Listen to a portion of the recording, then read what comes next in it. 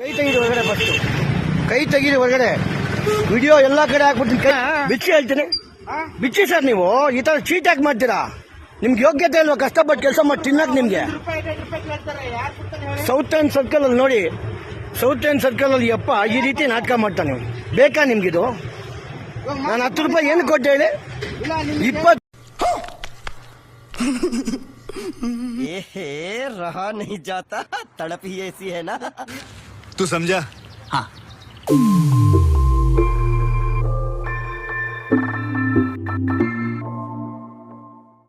नमस्ते दोस्तों, आप सबका एक बार फिर से स्वागत है आपके अपने YouTube चैनल सत्य सनातन में। आज हम बात करने वाले हैं संसद भवन में हुए उस बवंडर के विषय में जो कि वास्तव में बवंडर नहीं था, एक संवाद था, लेकिन उसको बवंडर बना दिया गया है विक्टिम कार्ड खेलते हुए। जी हाय मैं तो मुसलमान हूं, मुझे मुल्ला कह दिया। हालांकि मुल्ला कहने में कोई दिक्कत नहीं थी क्योंकि पंडित को पंडित कहा जाएगा, भाई गुज्जर को गुज्जर कहा जाएगा, जाट को जाट कहा जाएगा। अब आप देखिए कि गाने कैसे कैसे हैं, ठाकुरों के ऊपर गाने हैं, गुजरों के ऊपर गाने हैं, जाटों के ऊपर गाने हैं। इवन आजकल तो मैं जाति का नाम नहीं लूंगा, लेकिन मायावती और चंद्रशेखर रावण की कास्ट से आने वाले लोगों ने भी बहुत प्राउड सॉन्ग्स बनाए हैं। लेकिन मुल्ला मुल्ला सॉन्ग आज तक आपने नहीं सुना होगा। तो भाई मुल्ला हो क्यों? जब मुल्ला सुनने से आपको प्रॉब्लम होती है, ऑफेंड हो जाते हो, रोने लग जाते हो छोटे से बच्चे की तरह। हालांकि मुझे सुनने में यह भी आया कि विदुड़ी जी ने अब घर जाकर के दानिश अली से माफी मांगी है और उनको कुछ हाथ में पकड़ाया है। इसको देख करके आप समझ सकते हैं कि उन्होंने कितनी बड़ी माफी मांगी है। लेकिन उससे पहले मैं आगे बढ़ूं, आप लोगों से मेरा निवेदन है कि जितने भी हमारे गुरुकुल हैं जो जीर्ण शीर्ण हैं, उनके पुनरुद्धार के लिए हमारे विश्वानी सेवा फाउंडेशन को अवश्य डोनेट करें, क्योंकि यहां से जो भी कुछ पैसा इकट्ठा होता है वो उन्हीं गुरुकुलों को जाता है जो कि अच्छा काम कर रहे हैं और बहुत ही अंडर प्रिविलेज्ड हैं और जिनके बारे में लोगों को पता तलक नहीं है, कोई सभाएं भी उनको सपोर्ट नहीं करती है। तो दोस्तों सबसे पहले हम इस वीडियो को देखते हैं। इस वीडियो में आपको दिखाई दे रहा होगा एक व्यक्ति जिसके सिर पर जालीदार टोपी है, इसका एक हाथ नहीं है। यह व्यक्ति असल में कटुआ है, अर्थात इसका हाथ कटा हुआ है। एक्चुअली जिसका कटा हुआ होता है उसी को अक्सर कटुआ कहा जाता है। इसी आधार पर ही तो रमेश बुधरुड़ी जी ने दानिश अली को कटुआ कहा था, लेकिन प्रॉब्लम हो गई। जिस समय पर कटवाते हैं उस समय पर तो बड़ा गर्व महसूस करते हैं कि हम 1400 साल से पुरानी जो हमारी सुन्नत चली आ रही है उसको हम फॉलो कर रहे हैं। लेकिन जब उसी के आधार पर किसी को ये नाम लेकर के बुला दिया जाए तो प्रॉब्लम हो जाती है। अब इसमें यहां पर भी रमेश बिधूड़ी जी पहुंच जाते हैं और वो बताते हैं कि एक्चुअली ये सबका काट रहा है, इसका कटा हुआ नहीं है। वास्तव में इसने अपना हाथ वहां पर डाला हुआ था जहां से कटा हुआ है और आई थिंक किसी ने इतना काट दिया है कि अब वो एक हाथ से उसको चिपकाने का प्रयास कर रहे थे। लेकिन रमेश बिधूड़ी जी ठहरे एकदम खांटी गुज्जर। तो भाई उनका तो बोलने का तरीका, बात करने का तरीका और अपनी चीजों को स्पष्ट करने का तरीका ना बहुत रॉ है, बहुत जमीनी है, एकदम डाउन टू अर्थ व्यक्ति हैं, बहुत ही एकदम मतलब अपने नेचर अपने कल्चर के बहुत नजदीक रहते हैं। और आपने देखा भी होगा गुर्जर समुदाय के लोग बहुत सिंपल होते हैं, जो मुंह में आया ना वो सूसू नहीं बोलते, सीधा ससुरी बोल देते हैं। तो अगर ऐसे व्यक्ति के सामने से आप बोलेंगे, उनकी बात को बीच में काटेंगे, इवन यही नहीं उनके ऊपर अभद्र टीका टिप्पणी करेंगे, तो उन्होंने 4-5 वर्ड बोल दिए, जिसके बाद में सारा का सारा मतलब 200 करोड़ के करीब की आबादी है, तकरीबन 56-57 देश हैं, सारे के सारे खतरे में आ गए हैं और सब ने ही अपने स्थान विशेष से विक्टिम कार्ड बाहर निकाल लिया है हरे रंग वाला, और अब वो आर करना शुरू कर चुके हैं। तो दानिश की भी आपने बहुत सारे वीडियोस देखे होंगे। मैं एक बात आपको बता दूं कि बिधूड़ी जी का तो विरोध बहुत सारे लोग कर रहे हैं और अन्य अन्य पार्टी में खड़े होने वाले गुर्जर समुदाय के लोग भी बिधूड़ी जी का विरोध कर रहे हैं। लेकिन आपने क्या इस बात को नोटिस किया कि दानिश है बीएसपी के, ध्यान दीजिए, ओवैसी है एमआईएम पार्टी का, जो अन्य नेतागण हैं वो अलग अलग पार्टीज के हैं, लेकिन सारे के सारे दानिश अली को सपोर्ट कर रहे हैं। और खानदानी जो पूर्व के मुसलमान हैं उन्होंने तो उनको ना केवल सांत्वना दी बल्कि उनको गले भी लगाया और कहा भी है कि तुम चाहो तो कांग्रेस में भी आ सकते हो, क्योंकि बसपा हो सकता है निकट भविष्य में तुम्हें भगा दे, क्योंकि बसपा इंडी गठबंधन में शामिल भी नहीं हुई है। तो ये एक देखिए कि सारे लोग एक साथ इकट्ठा हो जाते हैं किसी एक मुद्दे को लेकर के।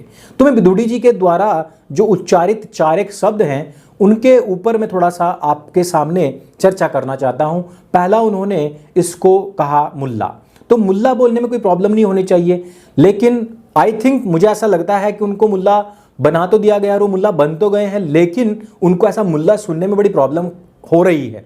जैसे कि मैंने बताया ना कि हिंदू में तो है भाई, ठाकुर हों, चाहे दलित हों, चाहे गुर्जर हों, चाहे जाट हों, सब ने अपने अपने सॉन्ग्स बनाए, बड़ी प्राउडली अपने आप को अपने सरनेम के ली साथ में वो प्राउडली उसका अनाउंस करते हैं, प्रोनाउंस करते हैं, सॉन्ग्स बनाते हैं, उनके ऊपर डांस करते हैं। लेकिन मुल्ला अपने आप में मुल्ला होना नहीं चाहता है। आपने कभी सुना नहीं होगा कि मुल्ला होने पर कोई सॉन्ग बनाया जाए या मुल्ला होने पर बड़ा प्राउड किया जाए। मुल्ला इनको गाली जैसा लगता है, बट मुल्ला इनको बनना भी है।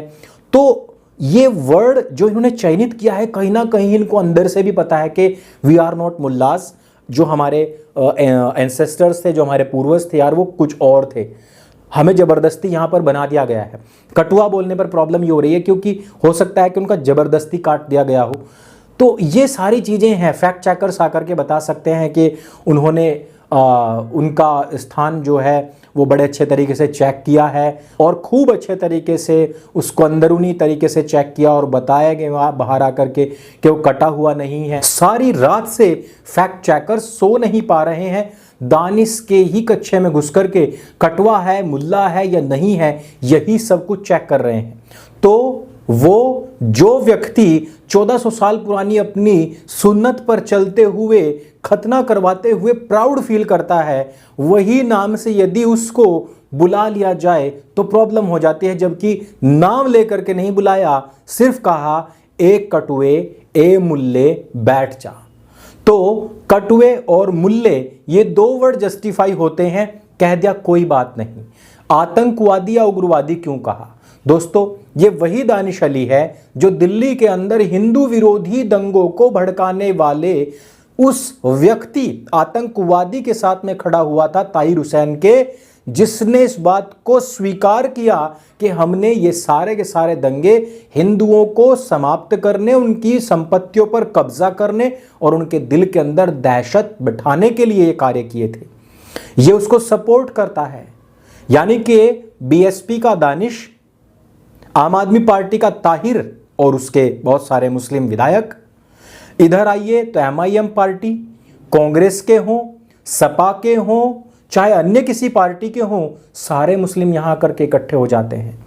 दूसरा, दानिश अली ने एक बार एक सिख समुदाय के एमएलसी थे जिन्होंने की एक जगह पर भारत माता के नारे लगाए थे, और ये दानिश अली था जिसने आतंकवादियों जैसा व्यवहार करते हुए उनको माइक से घसीटा और उनको धमकियां दी। आप जरा सोचिए कि भारत माता की जय जयकार से किसको प्रॉब्लम हो सकती है सिवाय आतंकवादियों के, उग्रवादियों के।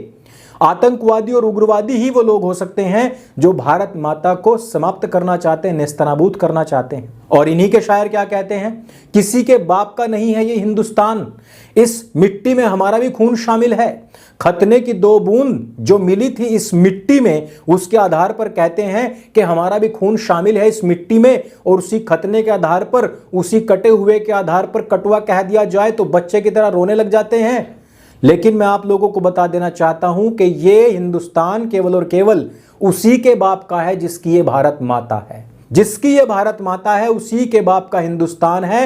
बाकी सारे के सारे जितने भी हैं गद्दार हैं, दीमक है, नमक हराम है, इस हिंदुस्तान के सबसे बड़े शत्रु हैं। और उन्हें 1947 में जो ट्रेन छूट करके गलती हुई वो दोबारा सुधार लेनी चाहिए। इस आतंकवादी या उग्रवादी का इतना बड़ा पाप है कि अगर उस समय पर मंच के ऊपर कोई भी भगत सिंह, चंद्रशेखर आजाद या सुभाष बाबू में से उस समय पर मौजूद होता तो इस व्यक्ति की उस खोपड़ी में 6 कारतूस कम से कम होते, जिसके अंदर यह विचार आया कि भारत माता की जय बोलने वाले को रोकना, धमकी देनी तथा माइक से घसीटना है। अब आप स्वयं इस बात का फैसला करें कि ये व्यक्ति आतंकवादी है अथवा नहीं, उग्रवादी है अथवा नहीं, मुल्ला तो ये है ही जन्मजात, और कटवा क्यों नहीं है भाई, जब कटवाते हुए या काटते हुए गर्व महसूस करते हो। पूरे हिंदुस्तान के अंदर इस समय पर यह गंद मचाई हुई है कि रमेश बिधूड़ी को सजा दो, रमेश बिधूड़ी को सजा दो। अरे भाई, उसने अगर कुछ सच बोल दे तो प्रॉब्लम कहां है?